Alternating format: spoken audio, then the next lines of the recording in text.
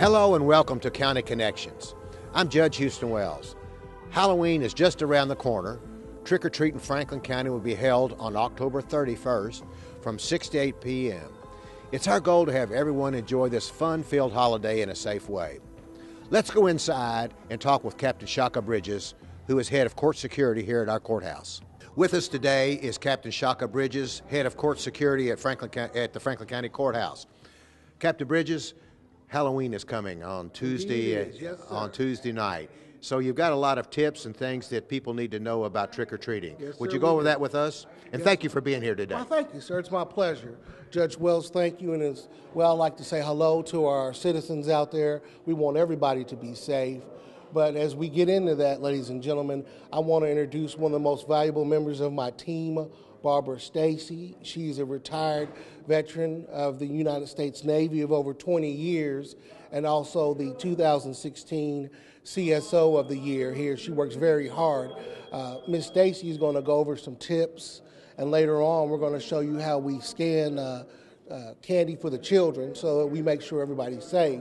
So, Barbara, if you don't mind, will you tell them what we do here, please? Be happy to. All right, I'd like to hit on a few safety points for our children out there at Halloween. One of the things that we want to hit on is make sure that there's always someone escorting the children around. Be 12 years and above can escort a child through their neighborhood. Make sure you're familiar with the neighborhood and know the places that you're taking your children. If they're dark spots, we need to make sure that the children are well lighted. Carrying a flashlight or the glow sticks that you can pick up at any of the general stores anywhere in town. Anything that should happen, if a child goes to a house and is scared, feels like that person tried to maybe grab them by the arm or something, tell them to come back and tell that person, be it their mother, their escort, whoever's with them. We are going to have many, many officers out there on the street this Halloween. You've got our city officials that are out there, our state police are out there, and of course our Franklin County sheriffs are out there. And they're going to be handing out candy too. We want them to be familiar with the officers and not afraid to approach them should they need it. We want to make sure that basically that you know where your kids are. We have a website. It's kpor.kentucky.us that they can go to for sexual offenders so that you know where they are in your neighborhood. And at the end of their trick-or-treating, bring them to the courthouse. We're going to do their candy, x-ray it, and make sure that everything is fine. There's no metal objects within their candy. Thank you. Deputy Stacy, we're here at the magnetometer, and you're going to show us how you x-ray candy, and I believe you have something that we need to see here. It's all about the safety of candy and safety for our kids. Show us how you do this.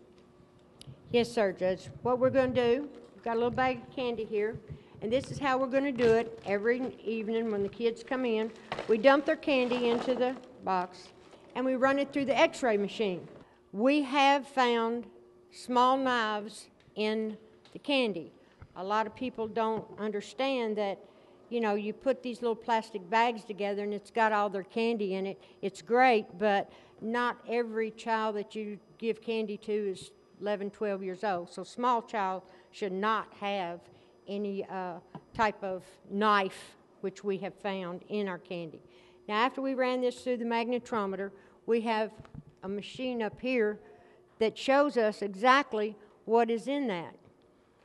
As you can see here, we have two items that are highlighted heavily in blue. That means that they're metal. And in this candy that I just dumped in, we have a pocket knife and we have a screwdriver. A lot of times when we're running the candy, we may get a little light blue, and that's where people give the children pencils. A lot of people like to give number 2 pencils to the kids for school, and that's great. Those we just hand back to the children. But anything that we find like this that we figure is going to be a danger to the children, we're going to take from them. It'll also, if it's packaged candy, make sure that your seals are on the candy and the children don't eat candy while they're out there on the street without mom and dad checking it. If something should have a needle or something in it, that's going to show up in this x-ray machine, and we'll be able to pull that piece of candy out. We're here to help your children, to keep them safe on Halloween, and be sure and bring them by the courthouse. It doesn't take us but just a minute to run it through, and you know when you kids go home, there's no metal in their candy. We want to say thank you to Captain Bridges and to Deputy Stacy for helping us today. We appreciate you and your deputies for providing this service to our community.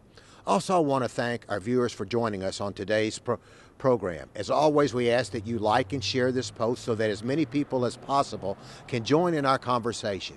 Thank you so much. I look forward to hearing from you again.